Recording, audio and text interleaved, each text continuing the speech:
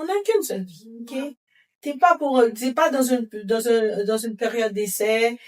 C'est, la vie que tu vis, là, c'est la seule. Ouais. Ok? Donc, du moment que la personne te dit, ah, ben, t'es en train de bien vivre ta vie, puis non, là maintenant, c'est ses attentes, son point de vue. Il faut être capable de détacher tout ça, parce que si tu prends tout trop au sérieux, c'est là que ça va devenir problématique pour toi. Parce qu'à un moment donné, ce sera plus ta vie, ce sera la vie des autres.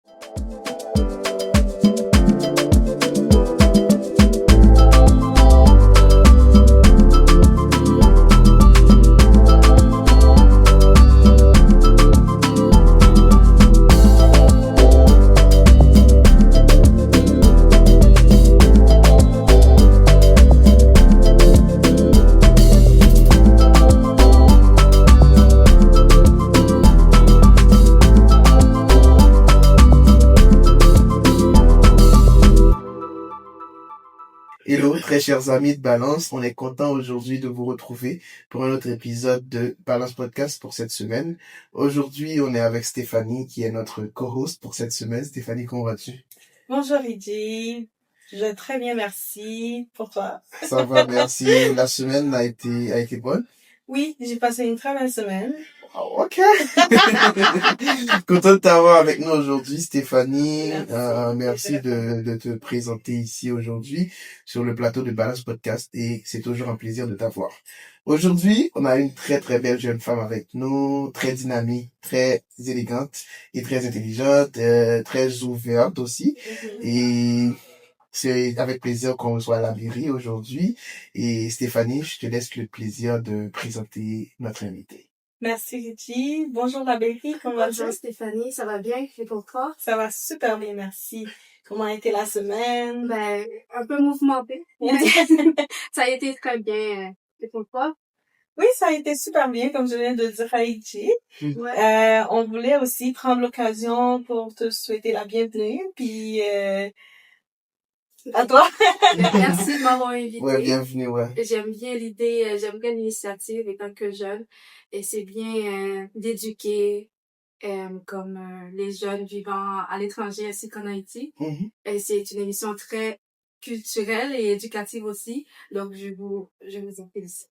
Merci beaucoup, Labéry, et on est très content de t'avoir aujourd'hui. Aujourd'hui, tu n'es pas genre à regarder Balance, mais aujourd'hui, tu es sur le tu es plateau avec tu es sur le plateau pour partager avec notre public. Donc, détends-toi, ça va bien se passer, on est cool ici, et je te souhaite la bienvenue. Merci. On ne mord pas. On ne mord pas. Très chers amis, notre sujet pour cette semaine, c'est anxiété et pression sociale. Accrochez-vous, on va passer un très bon moment. On a Stéphanie, Labéry, on est entre de bonnes mains. On va passer un très très bon moment. Labéry, aujourd'hui on va parler d'anxiété. Oui. C'est un concept assez courant, c'est un concept assez mitigé, c'est un concept assez tabou. Ok, puisque parfois on ne sait pas vraiment ce que c'est l'anxiété. Parfois on souffre d'anxiété, mais on ne sait pas c'est quoi. Et je pense que aujourd'hui on va parler de ça dans ce podcast. Je pense que c'est très bien et je suis très content qu'on aura cet épisode avec toi. Et j'aimerais savoir si toi, l'anxiété, comment tu vois ça et c'est quoi ta vision de ce phénomène parce que c'est un phénomène social. Donc, comment tu vois ça quand on parle d'anxiété? Pour moi, l'anxiété sociale, c'est quand on a peur de ne pas répondre aux normes de la société, quand on a peur de ne pas... de ne pas faire assez. De ne pas faire assez, de ne pas atteindre ses objectifs à temps. Parce que la plupart du temps, certaines personnes développent l'anxiété d'anticipation qui fait en sorte que ils ne se concentrent pas ou ils ne prennent pas en compte de ce qui se passe dans leur vie actuelle, mais ils sont stressés pour ce qui va arriver dans Ouais, quelques ça jours, c'est dans vrai. quelques années. Et l'un des problèmes que moi je pense qu'il y a avec ça, c'est que ça va détruire ton estime de soi. Son estime de soi, c'est vrai. Ouais, parce que à ce moment, tu doutes de tout. Tu doutes de toi-même, tu doutes de tes projets, Ouais. tu doutes de ce que tu veux faire et ce que tu vas faire. Mhm. Donc, à ce moment-là, à chaque fois que la vie t'envoie des difficultés, tu as plus tendance à être pessimiste Ouais. parce que tu overthink. Ouais. OK?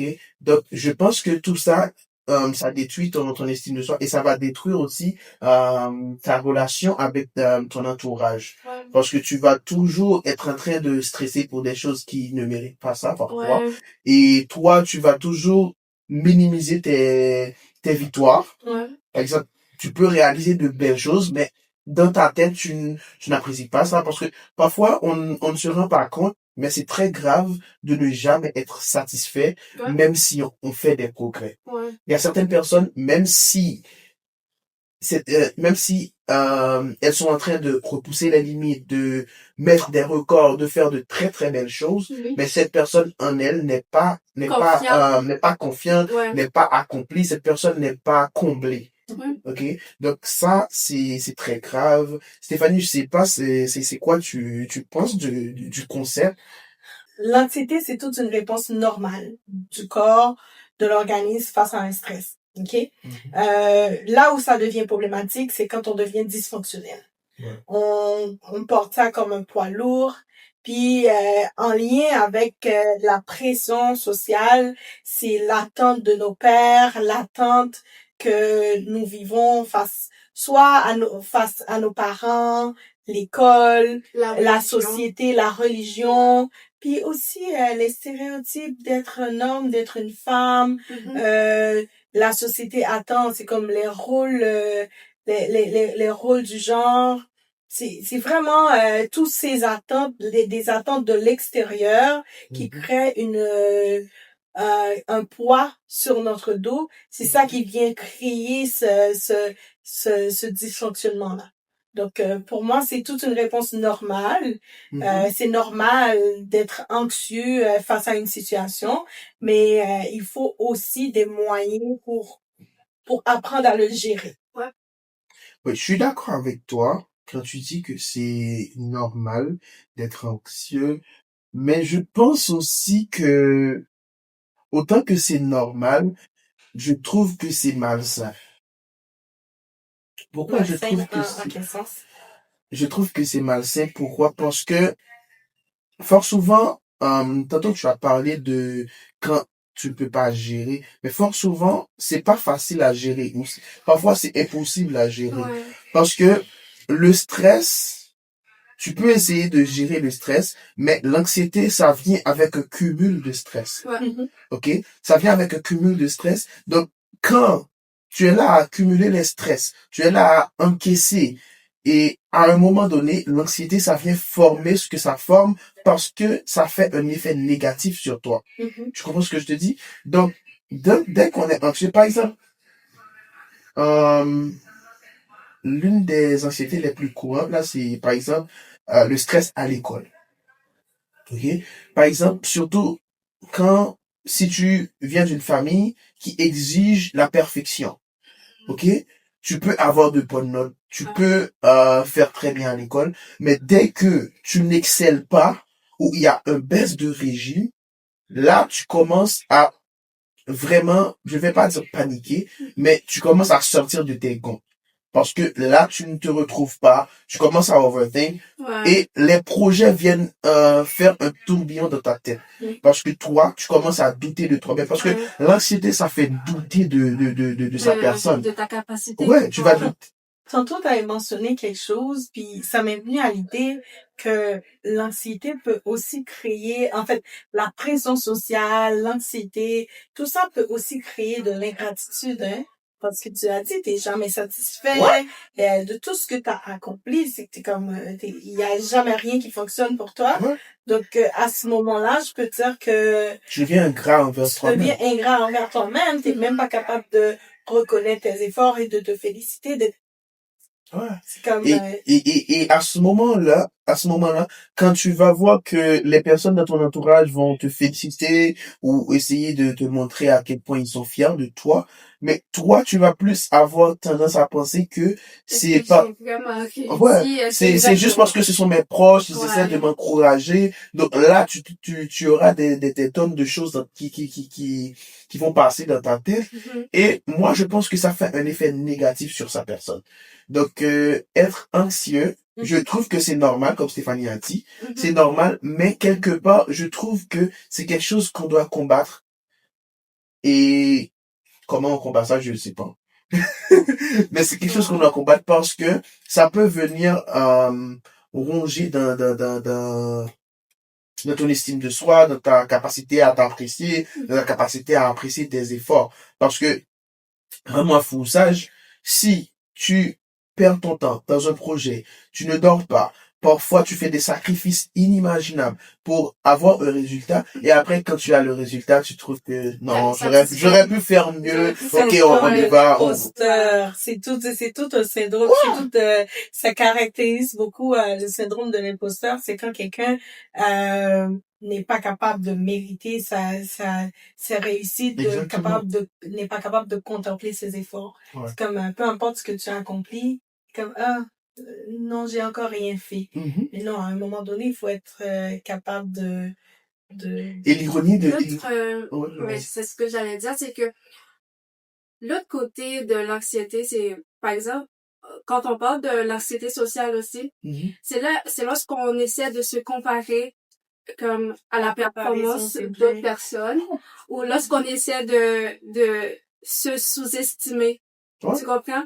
Donc, il y a certaines personnes ne peuvent pas reconnaître comme chaque personne a son niveau, a son chemin. Ouais, donc, bien sûr. Si je suis dans cette position-là et que toi, tu me surpasses, ça crée une anxiété chez moi. Pour dire que, lui, il est à tel niveau, moi, je devrais être à ce niveau-là. Ouais. Tu comprends? J'essaie de te comparer. Et ça crée une sorte de sous-estimation. Donc, certaines personnes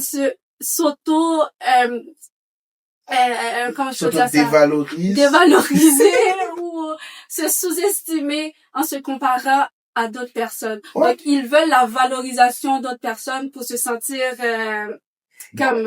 Ouais, c'est exactement ce que j'allais dire, parce que ça va de soi.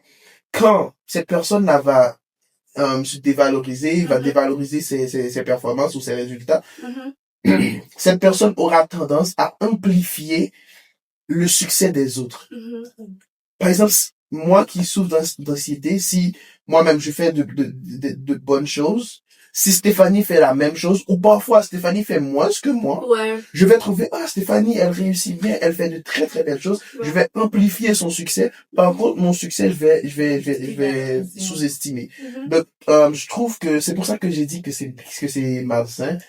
Ça pourrait l'être. En fait, l'anxiété, je ne dis pas que l'anxiété en soi, c'est une bonne chose. Je dis que c'est normal. Oui, cette partie-là, je suis d'accord avec toi. Oui. Ça dépend de qui a l'influence sur toi. Par exemple, certaines personnes, c'est la religion. Certaines personnes, c'est la famille. Et d'autres, c'est au niveau du couple. Tu comprends? Donc, la religion, parfois, il t'impose des comportements que tu dois adopter pour te démontrer, par exemple, t'es un vrai chrétien, tu dois te marier, si t'es en couple, à tel âge, tu dois pas, vous connaissez les règlements ou ce qui a trait avec le dogmatisme. Donc, ainsi qu'à la famille, il y a certains parents qui vont te dire, à tel âge, tu dois déjà être marié, et ils vont te dire aussi que tu dois réussir la vie au niveau financier et au niveau professionnel. Donc, si toi, c'est parce que tu veux dans la vie, tu veux pas, ok, moi, je me vois étant qu'un chanteur et ton père te dit, moi, je te vois comme étant ingénieur. Donc, ça va te mettre de la pression. Et même si tu fais l'effort dans la vie, ok, je réussis même dans la musique, et tes parents vont être toujours insatisfaits parce qu'ils vont dire non, c'est pas ce que je voulais pour mon fils. Et même si tu réussis, tu vas toujours avoir tendance à être anxieux parce que tu te sens pas, pour toi, t'as réussi, mais pour tes parents, tu ne l'es pas. Donc, ça va créer une sorte d'anxiété chez toi jusqu'à ce que, comment je peux dire ça? La vérité, tu viens de soulever un point tellement important que ça me fait penser aussi c'est comme la première instruction, étant donné qu'elle vient de la maison, chez un enfant, des fois, les parents aussi, ils traumatisent l'enfant en lui mettant comme tellement de pression dès l'enfance que des fois,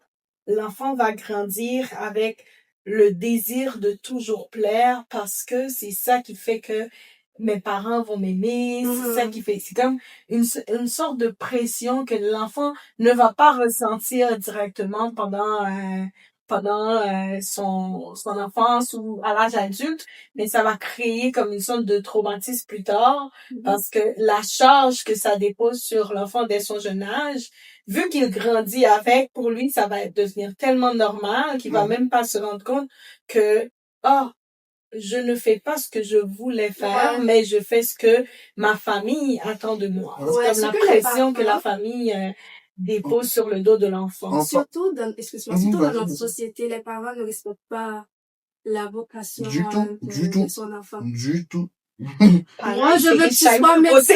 Non, mais c'est des choses qui doivent changer. Moi, je veux que tu sois médecin. Moi, je veux que tu sois ingénieur, même si tu deviens mais parce que pourquoi moi je critique ça parce que souvent c'est le rêve du parent. Par exemple, il y a ton père qui voulait être avocat, c'était son rêve, mais à cause des situations de la vie, il n'a pas pu devenir un avocat. Surtout s'il doit lui-même se sacrifier, investir dans la famille, il doit élever ses gosses et tout ça. Il n'a pas pu devenir un avocat. Mais dans sa tête, il veut que son fils ou que l'un de ses fils devienne un avocat. Donc, à ce moment-là, ça devient son rêve. C'est légitime. Ok? C'est ton enfant, tu veux voir. Il n'y a pas de parent au monde qui n'aimerait pas voir son enfant faire de très belles choses. Faire des exploits. Mais, tu peux pas imposer à une personne ta vie ou ton rêve. Parce que la personne a son propre rêve, la personne a sa propre vie. Ben, nous, je viens de ça en plus, par exemple, dans des sociétés collectivistes. Côté réussite Simona, ils dépendent de famille en tout. Donc, si Simona a réussi, c'est toute famille, c'est fierté famille. Mais la société est individualisation. Donc, réussir tout dépend de vous-même, dépend de sauver venir demain. Et tu t'en fous si parents fiers, si société a fier. Donc, c'est juste ça que je voulais ajouter. Yes. Oui, je suis d'accord avec toi. Moi, ce que j'allais dire, c'est, je me souviens d'une anecdote. J'ai un ami, j'étais à l'université avec lui, on était à Kiskia ensemble, à Port-au-Prince, et après il a quitté le pays. J'ai plus de ses nouvelles et tout. Et moi, un jour, j'ai eu de ses nouvelles parce que on avait un ami en commun qui a posté une photo de moi parce qu'on était sortis et tout.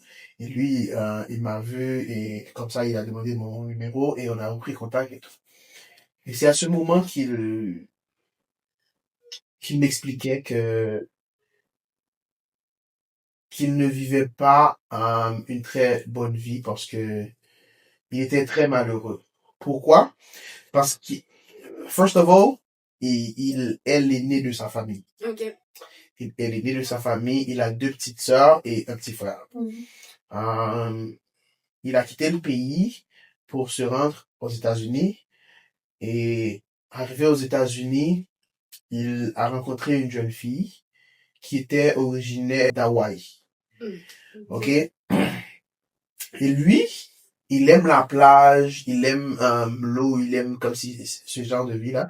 Et il a convenu avec sa petite amie qui voulait déménager, quitter New York pour aller vivre à Hawaï avec la fille. Et ce qu'ils ont fait, ils ont emménagé à Hawaï.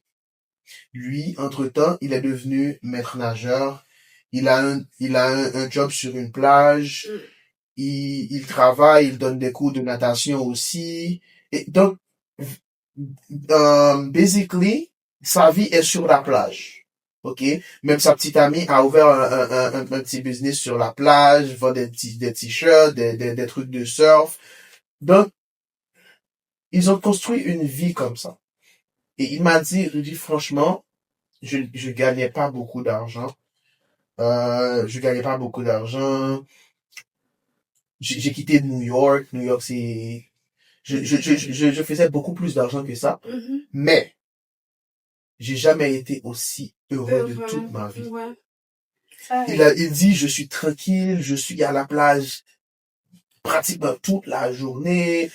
On fait des barbecues presque tous les soirs. Les gens là, les locaux, ils sont très gentils. On connaît tout le monde. On vit une vie. Il dit, je ne pensais jamais pouvoir vivre cette vie-là. Wow. C'est une vie qu'il pensait être dans des livres ou dans des films. Mais ça allait basculer. Pourquoi? Parce qu'il m'a dit que il y a son père qui lui a carrément dit qu'il était déçu de lui. Mon Dieu. Qu'il n'a pas qu'il n'a pas son fils aîné à passer sa journée sur la plage à ne rien faire, à mener une vie de bamboche ou je ne sais quoi. Ouais. Et il a dit que le problème, c'est que le père a perdu son travail.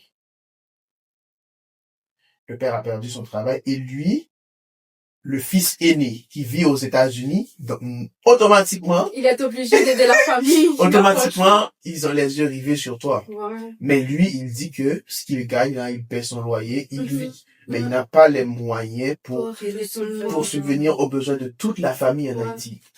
Il a dit qu'il était obligé de quitter cette vie-là. De quitter cette vie-là, aller travailler dans un travail qu'il n'aimait pas. Et aussi, il savait très bien qu'il ne pouvait pas continuer dans cette vie, aller prendre des cours de soir pour avoir son degree. Donc, il dit que c'est comme si il avait finalement trouvé sa vie et d'un claquement de doigts, on lui a tout enlevé. Des fois aussi, ce que les gens ne comprennent pas, c'est que les mots, l'idée ou le point de vue de la personne en face de toi n'est pas la réalité. OK? Parce que on utilise chacun des paires de lunettes différents, de façon hypothétique. On utilise des lunettes différentes. OK? Ça se peut que moi, je vois ta vie comme une vie de débauche parce que toi, t'es pas aussi stressé que moi je le suis.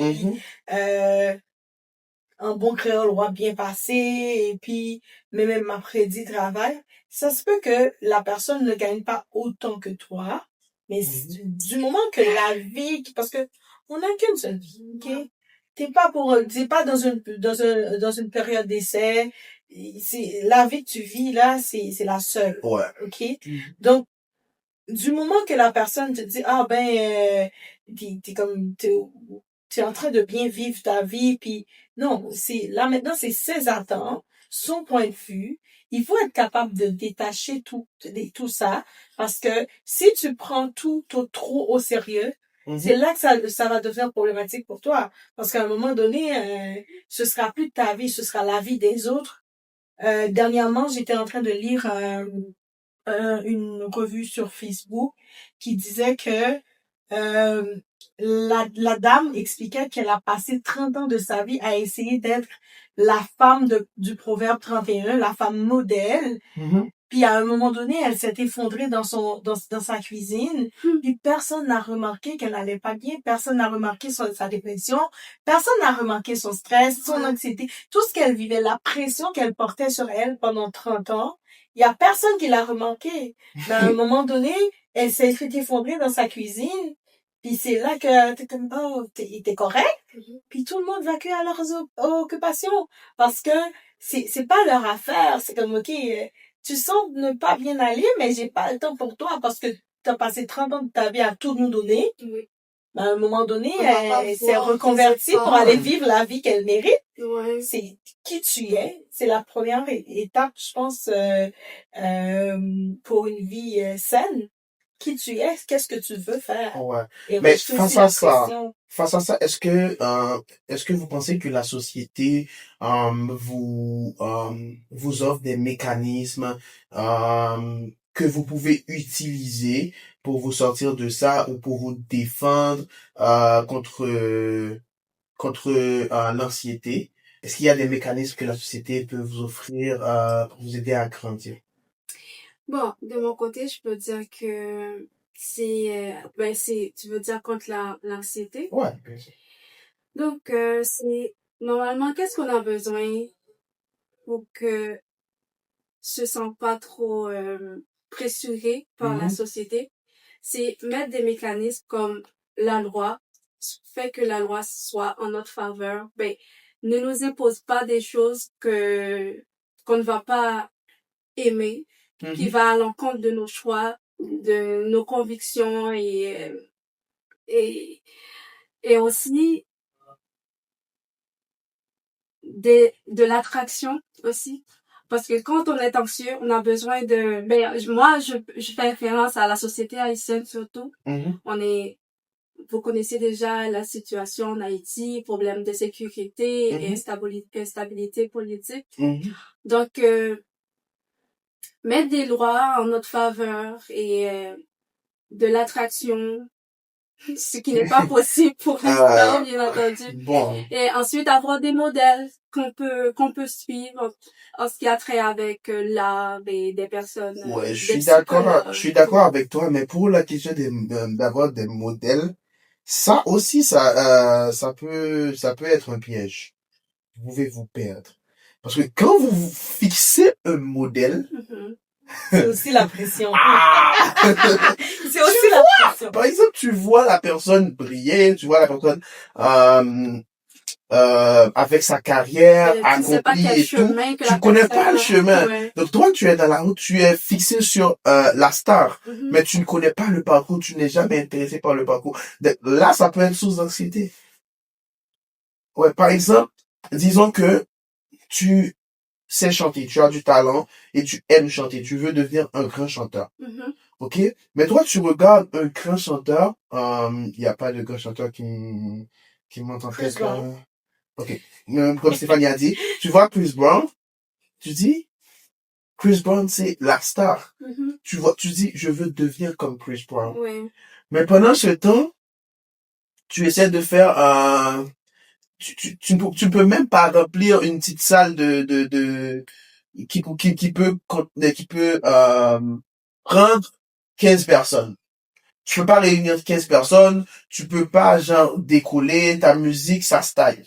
Même si toi tu trouves que tu es bon et tout, mais pour une raison particulière, tu peux pas décoller. Donc là, ça va frapper ton ego, tu vas voir la fossé entre toi et Chris Brown. Mais moi, ce que je peux dire, c'est que chaque personne a son destin, tu comprends? Bien sûr, bien sûr. De toute façon, le chemin va pas être tracé comme il a tracé pour Chris Brown, tu vois. C'est toi qui dois savoir comment tu vas faire parce qu'il y aura beaucoup d'obstacles sur le chemin.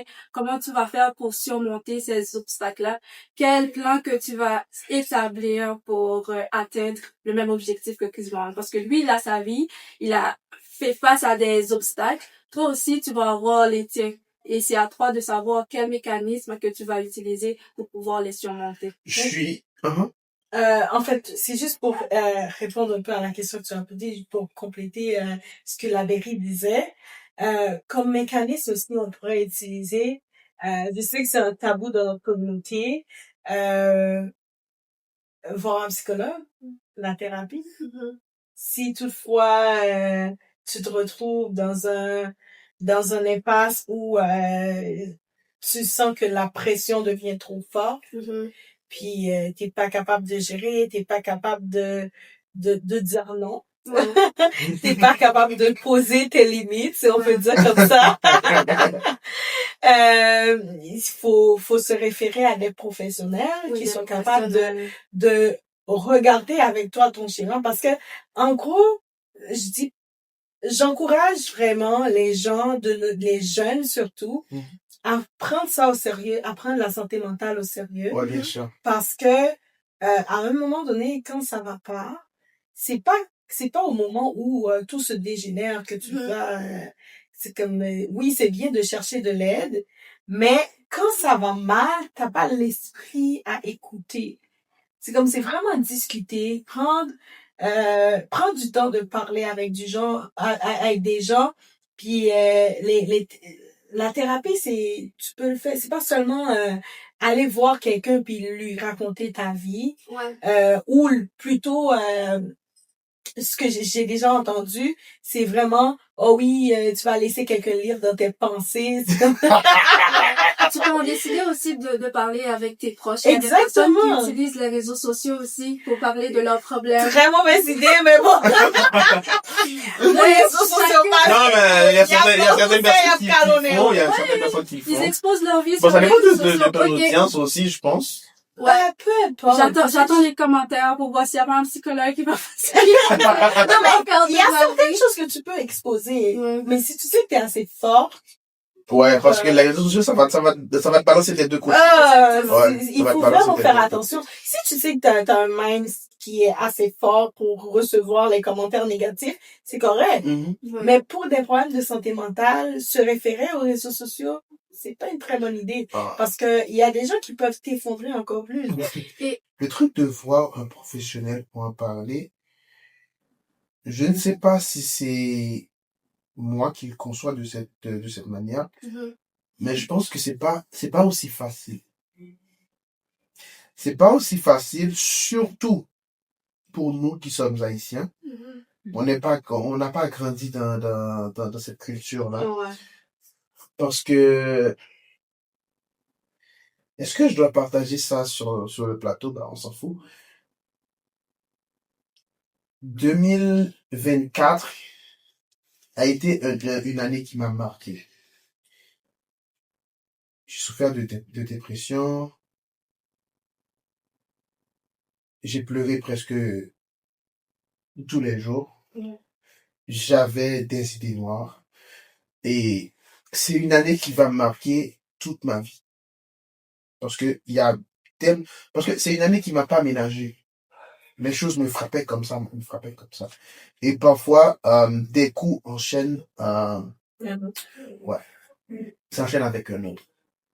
À ce moment-là, j'avais des proches qui m'ont proposé de la thérapie.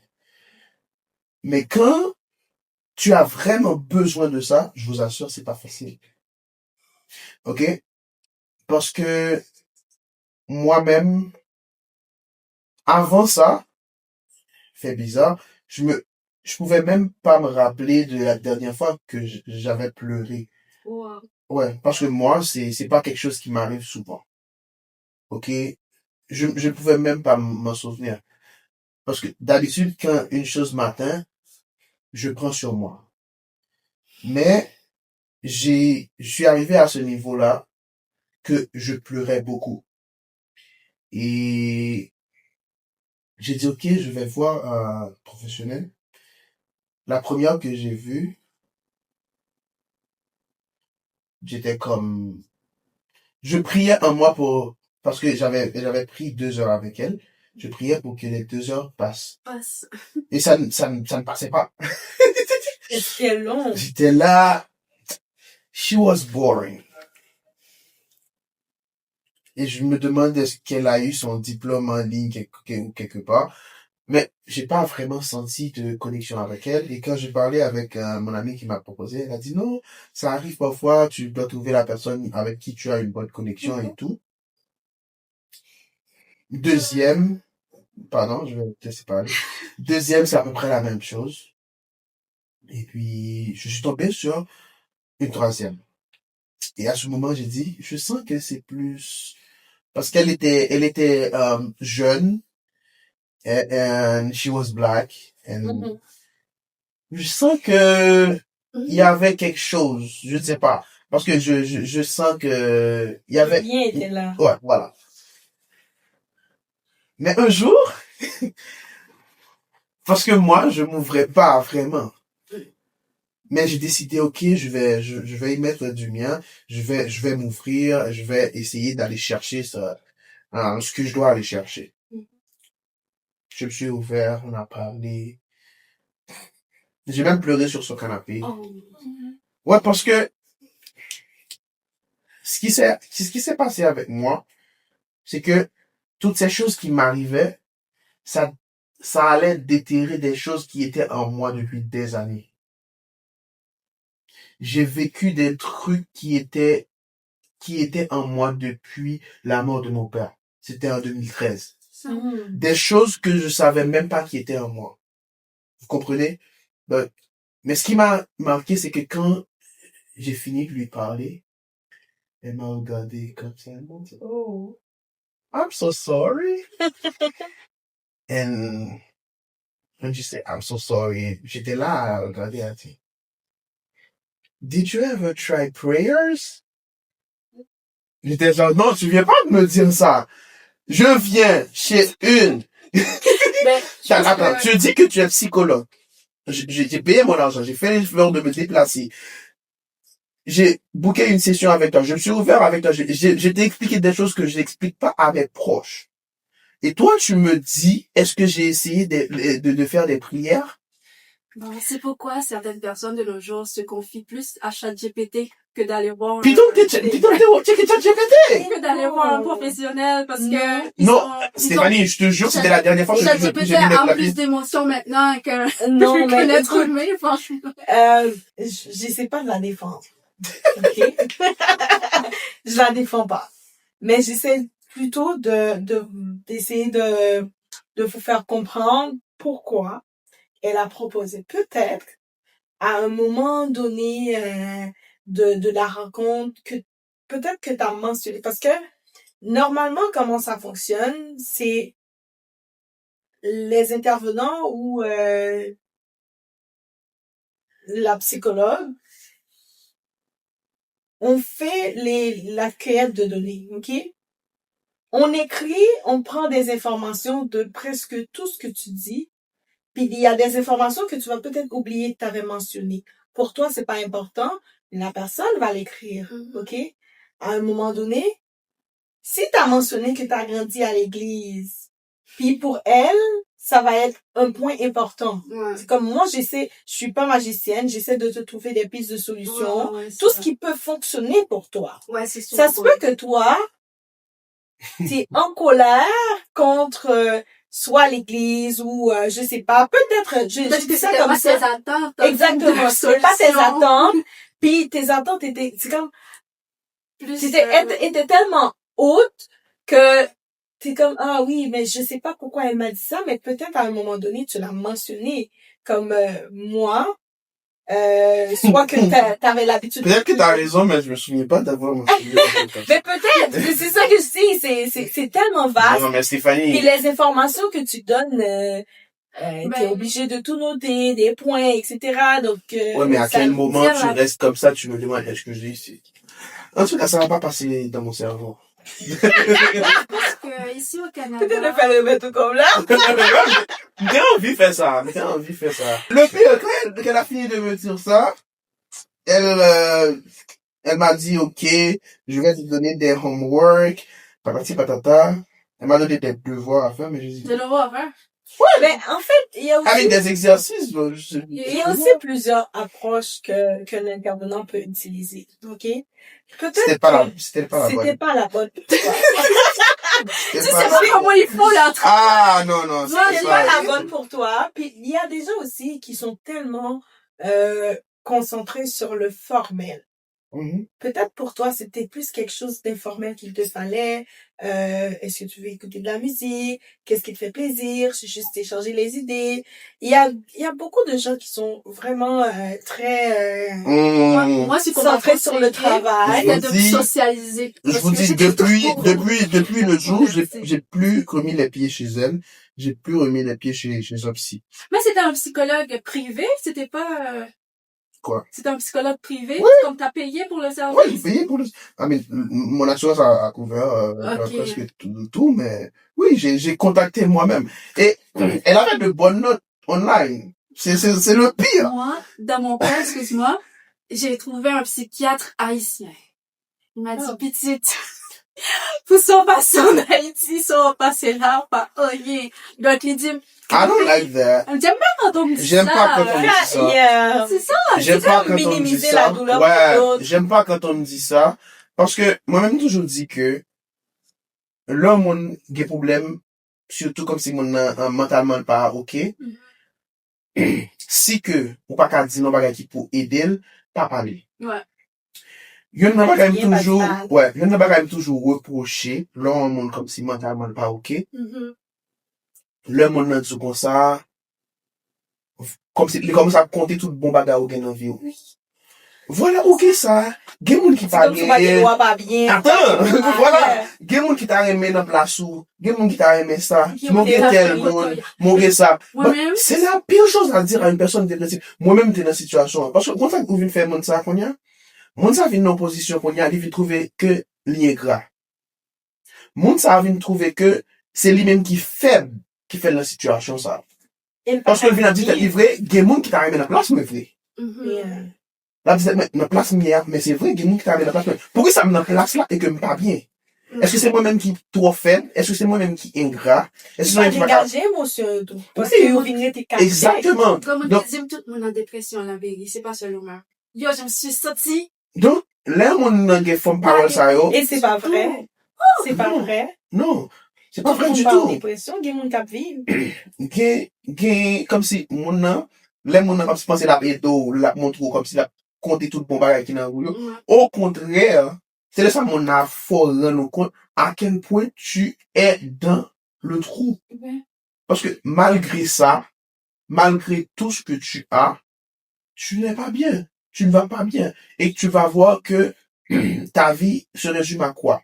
Se résume à tout ce que tu as, mais tu n'es toujours pas bien. Tu commences à douter de ta capacité à te sentir bien. Tu commences à douter de toi-même. Et ça va apporter beaucoup de stress. Ça va apporter beaucoup de choses négatives dans ta vie. Et je pense que, comme j'ai dit, si t'as pas quelque chose à dire à une personne qui a besoin de toi mentalement, ne dis rien.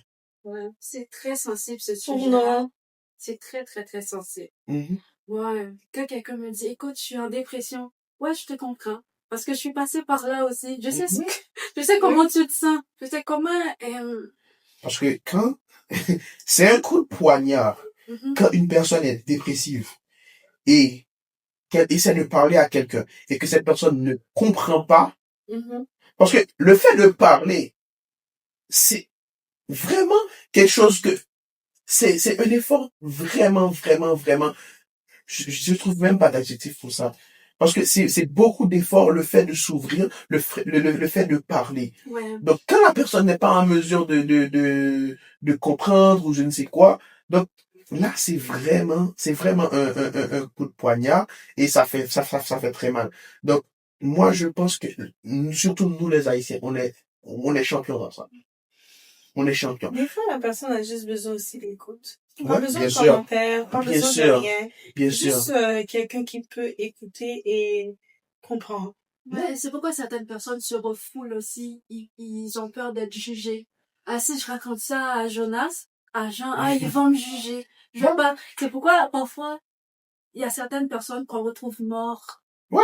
Dans leurs appartements. La personne, parce que moi, en ce moment, l'une des choses qui m'a vraiment enfermé sur moi-même, il y a la fille que je sortais avec à l'époque. Il y a une journée, j'ai passé. Et le pire de tout ça, pendant que je vis tout ça, dans mon travail, j'avais un travail. C'était genre, à chaque fois que je mettais les pieds dans ce travail-là, il me prenait pour un punching ball. Comme ça, comme si mentalement il m'épuisait. Et un jour, je suis revenu du travail et j'étais down. Et je lui ai parlé, je commence à dire, voici ce qui s'est passé, voici ce qui s'est passé. Genre, je parlais à ma petite amie. Et après, elle m'a dit, Luigi, écoute, on a tous des problèmes. Ici, les travails, c'est comme ça. Tout le monde a ses lots. Il faut s'y faire. T'es plus en Haïti. Ici, c'est les États-Unis. Tu dois je me souviens même pas des mots. À ce moment-là,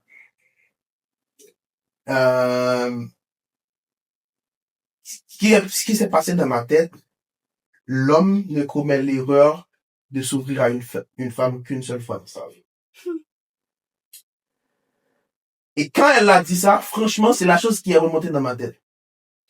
L'homme ne commet l'erreur de s'ouvrir à une femme qu'une seule fois dans sa vie. J'ai dit, ok. Et jusqu'à ce qu'elle et moi, on a rompu, jamais, même si j'ai une migraine, je lui dis pas. Ouais, parce que t'as perdu confiance. Je lui ai plus rien dit de ma vie jusqu'à ce qu'on a rompu. Mais c'est des choses, c'est pour vous dire que quand une personne est dans cette phase-là, c'est vraiment, vraiment très délicat. Et demander de l'aide, comme j'ai dit, c'est pas facile. Non. Stéphanie, tu t'es déjà retrouvée dans des situations que tu dois demander de l'aide? Oui. Tu l'as fait? Oui. C'était comment? C'est difficile, mais oui. Tu as déployé le drapeau blanc?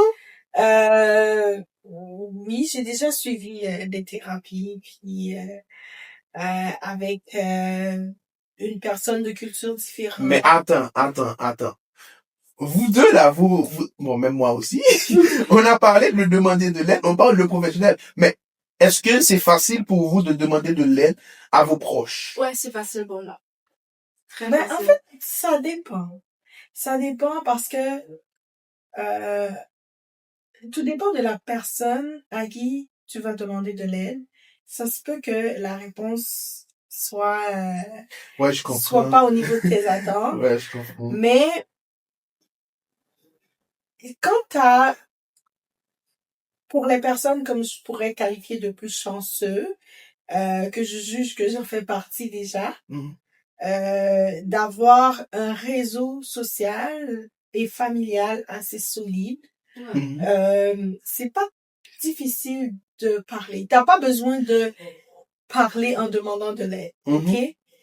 Ça se peut que moi, je me suis déjà retrouvée dans une situation où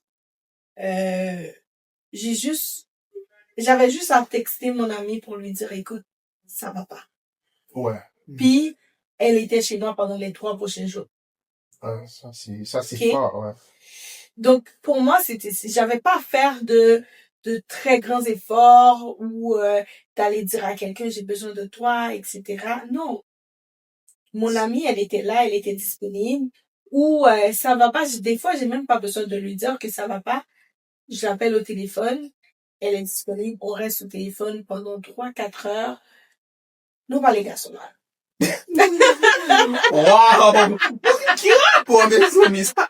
Ça garçon fait pour venir chercher là. Mais c'était ça le sujet. Mais si c'est ça qui pas marché, c'est ça le sujet à dire. Et pourquoi vous pensez que demander de l'aide est si difficile? Mais pour moi, c'est pas difficile. Non, pour beaucoup de personnes, c'est très difficile. Pour d'autres personnes, par peur d'être jugées. La peur. Ouais. Parce que souvent, les gens... La honte aussi? La honte, oui. Ouais. Okay. La honte. Peur de sous-estimer. Oui, d'être sous-estimé aussi. C'est comme, à un moment donné, tu vas dire oui. Puis la peur aussi de changer l'image que les gens ont de toi. Parce que si habituellement, et que ça arrive souvent aux artistes, je suis qui je suis. Donc là, maintenant, si je dis que je vais pas bien, si je dis que ça va pas, donc ils vont me voir autrement, ils vont plus avoir le respect. C'est comme... Il y a certaines personnes qui ont peur aussi d'être exclues de la société. Par exemple, les personnes qui sont gays. tu vois. Mhm. Ils ont peur d'avouer leur orientation sexuelle. Et quand ça commence à faire face timidement, on commence à les stigmatiser. Et quand sera le moment, comme on dit ça en créole, pour yo afficher yo, ou bien pour yo mettre yo Faire à coming out. coming out.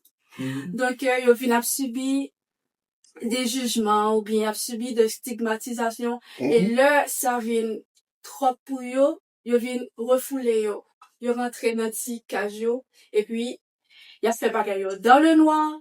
Et des fois, ils ont envie de parler avec un monde, puis ils dit, comment je capable d'exposer, comment je capable, comme si, prouver monde que mieux, ou bien mettez à nu, comme si, orientation sexuellement. Ça passe, yo pas qu'à jouer monde pour yo, confier yo, et yo dit, si m'ta confié avec un monde, si m'ta confié avec société, si m'ta fait comme une autre moins, ça va passer, y a pas exclu. Parce que y a pas sous toute société qui accepte un monde, qui est homosexuel. Oui. Et même dans la société qui accepte yo, on peut toujours joindre des mondes qui, pour eux-mêmes, n'y pas passer. Ouais. On joindre des mondes, des groupes de monde pour eux-mêmes n'y pas passer, et on joindre des petits, stigmatisation dans ce sens-là. Donc, moi-même pensais que, question anxiété, question sociale, c'est vraiment beaucoup, surtout quand la partie familiale, là, quand au sein de ta famille, il n'y a pas l'aide nécessaire, il n'y a pas l'apport nécessaire pour que tu te sentes à l'aise. Donc, je pense que ça peut être vraiment un poids. Stéphanie, je sais pas si tu es d'accord ou si tu as quelque chose à ajouter sur ça. Non, je suis totalement d'accord avec toi. Ça peut bien être un poids pour la personne qui demande de l'aide, puis ça se peut aussi que la personne ne veut pas être un poids pour la personne à qui elle va. Voilà, ouais, ça c'est vrai. Donc, ça c'est vrai. Des fois, on a l'impression que déjà si on comprend la situation de la personne, c'est comme admettons que tu as un ami qui traverse un moment très difficile, juste le fait de lui en parler de tes problèmes. Moi, mes proches, franchement, ce serait très facile de demander de l'aide. Ils auront la bonne volonté d'aider. Mais est-ce qu'ils savent comment aider? Je suis pas sûr. Par exemple, ma mère est très à l'écoute. Ok? Ma mère, c'est une personne extraordinaire. Elle est toujours là pour ses enfants. Bon, moi, je suis là pour tout le monde. Mais, je vous dis pour ses enfants. Elle est toujours là, tu peux lui parler et tout. Mais à la fin de la journée, je te jure, peu importe le problème que tu partages avec ma mère, à la fin de la journée, elle va finir par t'entendre. Petit, m'a dit ça, et petit noyer, faut me dire, faut prier, ou manquer prier. Ou pas v'là à l'église, ou pas v'là prendre l'évangile au sérieux. I'm telling you. La discussion va tourner comme ça. Mais est-ce que, à ce moment-là, est-ce que c'est de ça dont j'ai besoin? Oui. Non. Ouais. Non. Donc, parce que demander de l'aide, la personne à qui tu demandes de l'aide, parfois, la personne a la volonté d'aider, la personne veut aider, mais la personne ne connaît pas, ne sait pas comment. Je vous encourage, amis balance, à aller voir des professionnels. Professionnels comme ça, est-ce qu'on va prier? Mais non, c'est toujours mieux d'aller vers quelqu'un je suis d'accord. qui sait comment prendre la situation. Ça se peut que on est deux sur trois à avoir vécu de très bonnes expériences. Ok? Je dis pas! Je suis le malchanceux alors. Mais non, moi, mon expérience, je le regrette pas du tout. Les 2 fois où j'ai été voir un psychologue, je le regrette pas du tout. Au contraire, ça m'a beaucoup aidé. Ça m'a beaucoup aidé à comprendre mon fonctionnement, mon mécanisme. C'est quoi mes peurs? Parce que il y a des choses, même si t'es dans le domaine, même si comme, dans le quotidien, tu t'arrêtes pas un bon matin après une discussion avec ton conjoint pour te dire mon mécanisme de défense, c'est ça. Non, tu fais pas toute cette littérature-là. Il faut quelqu'un pour te refléter ce que tu vis. J'écoute, j'analyse parce que je suis en dehors de la situation. Parce que tout le temps que t'es dedans, t'as pas la tête, exactement, Ouais. t'es pas conscient de ce que tu vis. Il te faut une expertise ou le point de vue de quelqu'un de l'extérieur de la situation, en dehors, quelqu'un qui n'a aucun intérêt. C'est la raison pour laquelle on dit, OK, c'est facile. De toute façon, des fois, tu vas avoir un proche qui va dire à un proche, c'est pas des professionnels. Ouais. Ils ont pas le secret professionnel, ils ont pas la confidentialité, ça n'existe pas. Ça se peut que tu tombes sur un très bon membre de ta famille qui sait garder les secrets, puis tu vas... Ouais. Ça se peut aussi que c'est un message à la nation. Donc, allez voir les professionnels, faites les choses de la bonne manière. C'est tout ce que j'ai comme conseil. Ok. Labéry. Oui. Ouais, tu voulais ajouter quelque chose? Ben, j'aurais dit la même chose que Stéphanie. Allez voir un professionnel de la santé. Si vous avez des idées noires ou si vous ne souhaitez pas parler de vos problèmes ou de vos angoisses à vos proches, c'est mieux de voir un professionnel parce qu'ils sont formés pour aider les gens comme nous. Oui, j'aime ça comme nous. Ouais, mais est-ce que vous pensez qu'on devrait vivre la vie, bon, c'est une question un peu bête. Est-ce que vous pensez qu'on devrait vivre la vie comme on veut? Genre, moi, je vis ma vie comme j'entends vivre ma vie. Ou on devrait vivre la vie, on devrait prendre en compte la pression sociale. Genre, est-ce qu'on devrait s'accommoder, se conformer à la société? Parce que c'est vrai que la paix personnelle, si je peux dire comme ça, c'est important, mais aussi on vit dans une société. Ouais. Donc, comment vous pensez qu'on devrait prioriser ça? Mais premièrement, parce que nous fait partie de société, alors nous supposons faire en sorte que nous respecter toutes nos normes et faire sa société à demander. Mais faut que nous pas oublier tout nous avons une seule vie et que faut que nous fait ça nous aimer ça qui pour nous faire nous plaisir sans nous pas déranger société. Bien sûr. C'est ça que je veux dire. Fanny, je pense pas. Ben, en fait, je pense que la meilleure chose à faire dans un monde idéal pour les gens qui peuvent, c'est d'apprendre à se connaître. D'apprendre à... C'est très important. Oui, oui, je dirais même, c'est la règle. C'est crucial. Apprendre à se connaître, savoir c'est quoi qu'est-ce qui va fonctionner pour moi. Parce que, comme la bébé vient de dire, on vit dans la société. Il y a certaines fois, on va être obligé d'être courbé aux normes de la société, ok? On n'est pas l'exception de la règle. Des fois, si ça fonctionne pour tout le monde, on est obligé d'y couper. Par contre, on peut tout de même s'aligner de façon à pas seulement subir les normes de la société, mais aussi il y a certains changements qu'on peut bien effectuer au niveau c'est comme s'impliquer quoi parce qu'on vit dans la société, nous formons cette société là que nous vivons là-dedans. Donc on peut essayer au moins de changer, c'est une lutte éternelle, mais quand même le peu qu'on fait va être très important ou très utile dans notre communauté. Par exemple, si on vit dans un comme pour les gays, comme t'as parlé tantôt, ils ont créé leur communauté dans cette société qui sont contre eux.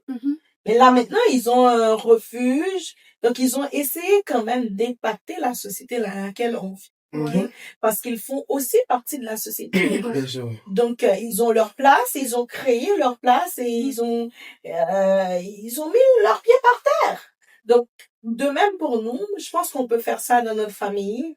On peut pas affronter le président parce que la société nous accuse, nous met la pression, mais on peut quand même relâcher la pression au niveau familial.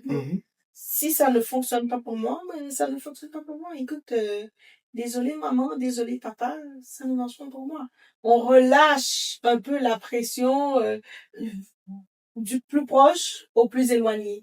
Tant qu'on le fait au plus proche, à un moment donné, ça va être plus facile de se mettre debout, de se tenir debout devant le boss qui te met la pression, qui te tracasse, qui n'est pas capable de te respecter comme il faut parce qu'il connaît ta situation ou pour quelle que soit la raison.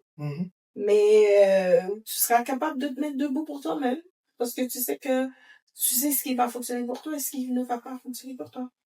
Qu'est-ce que toi tu dirais à une personne qui souffre en silence? Ben, d'après moi, c'est pas recommandé de souffrir en silence. Il faut parler de ses problèmes, partager ses problèmes à quelqu'un en qui t'as confiance. Parce que c'est ça, c'est de ça qu'on a parlé tout au long de l'émission. Rester dans son coin et souffrir en silence, ça crée de l'anxiété, ça crée de la dépression. Donc la meilleure chose à faire, c'est toujours d'avoir un confident. Je souffre de tel problème psychologique ou de problèmes de santé mentale. Je sais que Jean est là, je vais aller voir Jean, même si Jean va me réprimander ou va avoir des réponses négatives, va me culpabiliser si je suis fautive, mais c'est en cette personne-là en qui j'ai confiance. C'est cette personne-là qui peut m'aider à aller, qui va m'écouter, qui peut m'aider à aller mieux. Donc, c'est pas recommandé de souffrir en silence parce que c'est pourquoi, comme je t'ai dit tantôt, certaines fois, on retrouve des personnes décédées chez elles parce qu'ils évitent de parler de leur situation où ils ont peur d'être jugés, ils ont peur de se sentir exclus de la société au lieu de parler de leurs problèmes. Donc, j'aurais conseillé à quelqu'un, même si c'est sur les réseaux sociaux, même si c'est dans un petit carnet, que c'est seulement toi qui peut voir ce que t'as écrit. Donc, mais notez-le quelque part ou en parler à quelqu'un. Ça va te faire du bien, ça va te faire sortir de ta zone de confort. Ok. Et toi, Stéphanie, t'en penses quoi? Je dirais que souffrir en silence n'est jamais l'option idéale. Cependant, il y a des gens en qui n'ont confiance en personne, ok? Des gens qui sont méfiants, qui vont dire tout ce que j'ai, je le garde pour moi, j'ai pas besoin de parler à personne. Il y a d'autres moyens aussi qui peuvent se libérer. S'ils veulent pas parler, il y a d'autres moyens de passer la frustration, comme tu as bien mentionné, écrire. Ça reste entre toi et toi, t'écris, parce que le but, c'est quand même de dégager cette émotion. Exactement. Se défouler, dégager cette émotion-là qui te rend malade. Ensuite, pour les gens qui aiment ça parler, ben, allez-y, socialiser. C'est une bonne chose, socialiser. Moi, je connais des gens qui vont sortir dehors et qui vont revenir avec 4-5 amis. C'est comme c'est pas ça, oui. Non, mais des connaissances. Des nouvelles connaissances. Des nouvelles connaissances, puis qui sont pas peur de parler avec des gens. Puis ce sera très difficile aussi pour ces gens de se concentrer sur un problème. Parce que le temps qu'ils se concentrent sur un problème, ils l'ont déjà expliqué à 5 personnes. Puis peut-être qu'il a déjà trouvé la solution même avant. Ouais, étaler le problème, ça aide à trouver la solution. C'est pourquoi c'est pas un hasard. Par exemple, tu rencontres quelqu'un dans la rue et il commence à te raconter sa vie. Parfois, la personne se sent trop exclue ou la personne se sent trop seule. Et parfois submergée aussi. Ouais. N'importe qui que je vais rencontrer dans la rue, je vais lui expliquer mon problème. Comme ça, je vais aller mieux. Ouais, soulager un peu. C'est, tout ce qui est important, c'est son bien-être. Mais, d'après vous, est-ce qu'il y a d'autres ressources, est-ce qu'il y a d'autres solutions à part la thérapie ou en parler aux autres? Est-ce qu'il y a d'autres moyens de s'en sortir? Ben, il y a aussi les méthodes naturelles. Il y a aussi les méthodes spirituelles. Il y a aussi la méthode psychologique. Ben, en fait, on essaie d'élargir, parce qu'il y a des gens qui font des retraites, hein. Je sais qu'il y a des gens qui s'en vont à Bali pour faire des retraites spirituelles, qui n'est pas obligé d'être religieuse ou basée sur le protestantisme ou le catholicisme, mais des gens qui font des retraites spirituelles avec d'autres cultures, hindouisme, etc., d'autres religions, d'autres divinités, puis ça fonctionne très bien. Puis il y a aussi la danse spirituelle, je vois que la danse spirituelle. La danse... C'est pour la première fois que j'entends ce concept.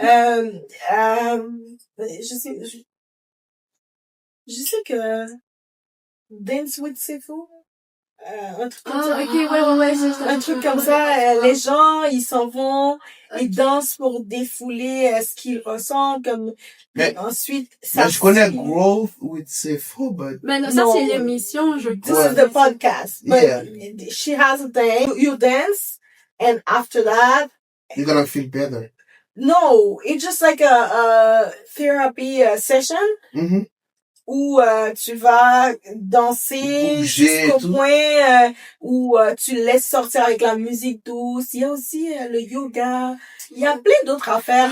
Ça semble intéressant. Qui font du sport, par exemple. Ils font la course et après, ils se sentent mieux. Ouais. Il y a des personnes qui écrivent aussi. Il y a des personnes aussi qui font la randonnée, parce que moi, c'est ce que je fais quand je me sens pas bien mentalement. La randonnée. Moi, je fais du hiking. Oui. Ou tu fais une activité que t'aimes. Si t'aimes ça aller au restaurant. Le hiking. Oui. Ouais, j'aime faire le hiking. Pourquoi j'aime là pour ça? Alors, j'ai rien dit. J'ai rien dit. Moi, I love it. Ah, toi aussi tu aimes. Oui. Moi, à chaque 15 octobre, mais désolée, j'ai dit la date de mon anniversaire. Qu'est-ce que je fais? Je fais de la randonnée. Wow. Ouais, c'est une bonne thérapie pour moi, ouais, ça, Donc, pendant l'hiver, tu vas faire du ski aussi? Non, c'est seulement en automne. En été, oui. Ouais, c'est une thérapie, ça m'aide vraiment mentalement, hein. Ah ouais? Oui. Mais oui.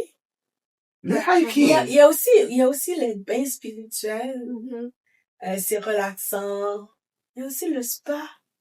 Oui! Mais c'est ça aussi! Mais le sexe aussi aide. Il faut en parler! Ça aide aussi! Il faut en parler! Non, mais c'est vrai. Il faut aussi mentionner l'aspect où ça pourrait être dangereux. OK? Mm-hmm. Parce qu'on peut pas juste envoyer les gens comme ça, parce qu'on a une certaine responsabilité sociale maintenant de bien diriger les gens. OK? Diriger les gens comment? Mais non, ça fait de les aider de la bonne manière, parce qu'il y a des gens qui vont écouter le podcast. Mais le sexe, c'est une bonne manière. Mais tu peux pas le moyen aller faire du sexe avec n'importe qui. Non, pas n'importe qui. Attends, on n'a pas essayé de faire du sexe avec n'importe qui. Mais parfois ça. Il saute dehors, là, le prend n'importe qui, il fait sexe avec. Non, c'est l'une des options. On a vraiment élaboré. On cherche des solutions. Mais. Ok. Parfois. Cependant.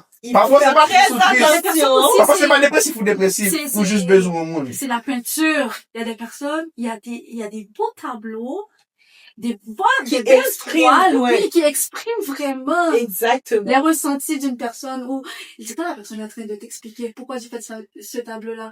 Oh, tu sais, j'étais dans une période vraiment dépressive. C'est ça qui m'a inspirée. Il y a des inspirations vraiment qui sortent de... C'est juste savoir ce qui va fonctionner pour toi. Parce que moi, quelqu'un qui me prend à aller courir dehors en hiver, je pense pas que ça va m'aider bien dans ma dépression, là. Au contraire, ça va m'enfoncer là-dedans. Courir dehors en hiver, non. Cependant, aller prendre un verre avec un ami, ou une amie générale, aller prendre un verre avec quelqu'un, sortir, s'asseoir, discuter, ou peut-être aller faire du randonnée. Ouais. Oui, la mairie, encore une fois, on est content d'avoir avec nous aujourd'hui, là. Et jusqu'à présent, on passe un très bon moment. C'est comment tu trouves, que les différentes générations gèrent l'anxiété et la pression sociale? Tout d'abord, moi, je fais partie de la génération milléniale. Et comment je gère l'anxiété et la dépression? Moi, j'aime ça. Personnellement, j'aime ça parler de mes problèmes à mon entourage ou mes parents ou n'importe qui sur mon chemin. Ouais. Dès que Tu sens le je réconfort? dégage, je dégage mes ressentis et la personne m'écoute. Moi, c'est l'écoute qui est le plus important pour moi. Ok. Et je me sens déjà aller mieux. Et la plupart d'autres personnes que je côtoie qui sont nées comme, qui font partie de la même génération que moi, ils préfèrent garder, leurs problèmes. Ils n'en parlent pas. Ils sont vraiment introvertis et quand je fais une comparaison avec l'autre génération, par exemple la génération actuelle, ils préfèrent parler sur les réseaux sociaux. La génération actuelle, c'est la génération Z, c'est ça? La génération Z ou Gen Z. ouais, c'est ça. Ils préfèrent en parler sur les réseaux sociaux ou c'est plus eux qui voient comme les C'est les gens qui pleurent face à la caméra. Oui, et ils sont nombreux aussi à voir comme des psychologues, tu vois. Et je peux dire moi je suis entre ces deux générations-là. Donc c'est ainsi qu'ils libèrent leurs émotions, c'est ainsi qu'ils gèrent leur stress et leur anxiété. Ouais. Et Stéphanie, tu penses quoi de la façon les différentes générations gèrent la pression sociale et l'anxiété? Ben, en fait, à travers les générations, ça fluctue beaucoup. La façon dont, parce que autrefois, on peut dire que nos parents, ils étaient plus dans le, oh, petit papa les posés, oh. Puis aussi, il y avait beaucoup de commérages, puis ils avaient peur, ils se confiaient pas vraiment, puis ce sont des gens qui minimisent beaucoup aussi Les problèmes de santé mentale. les problèmes de santé mentale, etc. Donc, mais notre génération, comme la Berry vient de dire, nous, on est entre les deux. Il y a certaines personnes qui vont plus aller vers demander de l'aide, ce sera plus facile de s'ouvrir, puis une autre qui sera non, je préfère suivre ma mère ou mes parents, ou on n'a pas grandi comme ça. Puis on a aussi cette partie de la génération qui on peut dire nous défouler nous plaisirs gagnés. Somehow que j'en fais partie. Côté plaisir et côté plaisir. Ouais, ça c'est vrai, ça c'est vrai. C'est vrai parce que des fois tu vas voir, moi je suis très grande fan de festivals. Wow. Tout ce qui a rapport avec les festivals, etc. Par contre, je n'aime pas être dans les foules, mais j'aime les festivals. Wow. C'est contradictoire, je sais. Mais ton amour pour les festivals fait que tu essaies de trouver le juste milieu. Donc, si je me sens mal, puis on est en été, just me, tu vois les festivals de mai à octobre là, qui sont au centre-ville, chaque jour là. Moi, c'est le contraire. Je suis tellement introvertie. J'aime pas la foule. Il y a juste milieu. Des fois, j'aime rester seule aussi. Si Marielle t'es là, Marielle t'a dit, levez bien! Alors, moi, je suis très casanière pour de vrai. Mais non. Il faut socialiser. Je suis comme ça aussi. J'aime pas trop sortir.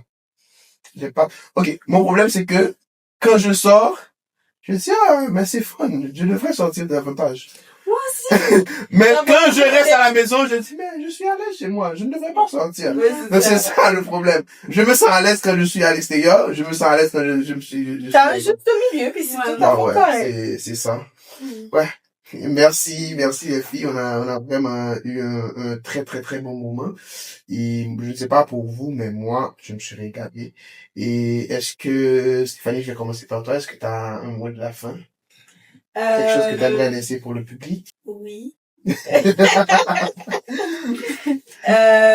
pense que j'ai déjà mentionné tout au long du podcast. C'est vraiment de prendre le temps de de socialiser, voir du monde, puis apprendre à se connaître, savoir à quel moment où on peut demander de l'aide, puis parce que il y a aussi cette notion de demander de l'aide pour éviter euh, l'anxiété ou éviter la dépression, mais il faut aussi savoir à quel moment le faire. OK? Je pense que c'est vraiment un travail euh, personnel, je peux dire, parce que c'est pas un travail collectif, parce que ça se présente pas pour tout le monde de la même manière. C'est vraiment un travail personnel, individuel, de vraiment trouver son chemin, trouver sa voie, trouver comment on peut s'en sortir. Puis si tu peux t'en sortir via la thérapie, bravo, parce qu'il y a beaucoup de gens pour... Moi, personnellement, je l'encourage, mais si tu peux aussi t'en sortir en... Mais c'est pas juste prendre plaisir et oublier son vivant, mais c'est quand même discuter, parler de ça ou chercher un moyen de quand même libérer ces émotions-là qui sont enfuies. Que ce soit l'anxiété, la frustration, c'est juste des émotions et ça fait pas partie de toi. Je vois plusieurs personnes et j'ai déjà rencontré plusieurs personnes qui me disent, oh non, moi je suis comme ça. Je suis dépressive naturellement, je suis jamais content. Non. Les émotions ne te définissent pas. OK? C'est des choses passagères qui vont juste passer. Tu es contente aujourd'hui, demain tu peux être dépressive, puis après-demain, ça va changer. Donc, il faut vraiment prendre le temps de trouver sa voie, de voir ce qui fonctionne pour toi. Ok, la vérité, et pour toi, ce serait quoi ton mot de la fin? Bah, pour moi, c'est que il faut vivre l'instant présent. Certaines personnes se donnent trop de pression et c'est qu'il y a trop pour l'avenir. Et là, je fais référence à l'anxiété d'anticipation. Ouais. C'est que, oui, on doit se préparer, on doit avoir un bon timing pour nos projets, avoir un bon plan. Bon, déjà, quand on a un bon plan, c'est sûr qu'on peut se rassurer que tout ira bien pour le lendemain. Vous devez vous accentuer sur les événements présents. Et pour le futur, c'est le destin qui s'en charge. Donc, ne soyez pas anxieux et avoir peur du lendemain. Parce que dès que vous avez une bonne base, une bonne fondation et un bon plan aussi, il faut faire confiance à soi-même parce que c'est ça qui va éviter que vous soyez anxieux. Moi, mon mot de la fin, j'aurais pas grand chose à dire parce qu'on a dit beaucoup de choses dans l'épisode. Mais moi, ce que je dirais, c'est prenez soin de vous. Prenez soin de votre santé mentale et faites en sorte que vous ne vous retrouvez pas au fond du trou. Et si vous êtes déjà au fond du trou, demandez de l'aide. Je sais que c'est pas facile, mais demandez de l'aide. Fais tout pour t'en sortir parce que à la fin de la journée, you matter, ok? À la fin de la journée, c'est toi qui dois veiller sur ta personne, c'est toi qui dois provide for yourself. Et je pense qu'il est primordial de prendre soin de sa personne, de prendre soin de sa santé mentale, et faire en sorte de vivre la vie comme la vie mérite d'être vécue. Ouais, vivre l'instant présent. Je sais que les pressions sociales, les pressions familiales et tout ça, ça pèse beaucoup. Mais à la fin de la journée, la famille, la société, ils ne vont pas vivre ta vie. À la fin de la journée, la vie ne résume pas à ce que les gens pensent de nous ou ce que les gens attendent de nous. Il n'y en a qu'une vie, tu dois vivre ta vie, tu dois faire en sorte de ne pas rater ta vie. Rater ta vie, ce n'est pas genre mourir jeune, ce que certaines personnes peuvent penser. Rater ta vie, c'est de ne pas être heureux, de ne pas être bien dans sa peau, même si tu vas vivre 50 ans, même si tu vas vivre 100 ans. Il faut toujours faire en sorte d'être bien dans sa peau, d'aller bien. Ça va être bénéfique pour sa personne et aussi pour son entourage. Merci, c'était moi, Reggie Delva avec vous. host de Balance Podcast. C'est toujours un plaisir d'être avec vous chaque semaine pour votre podcast. Aujourd'hui, on avait la belle Stéphanie comme co-host et on a aussi la belle Labéry qui était avec nous. Merci à vous, mesdames. C'est toujours un plaisir de vous avoir. On se retrouve, chers amis, pour un autre épisode de Balance Podcast. Merci, bye.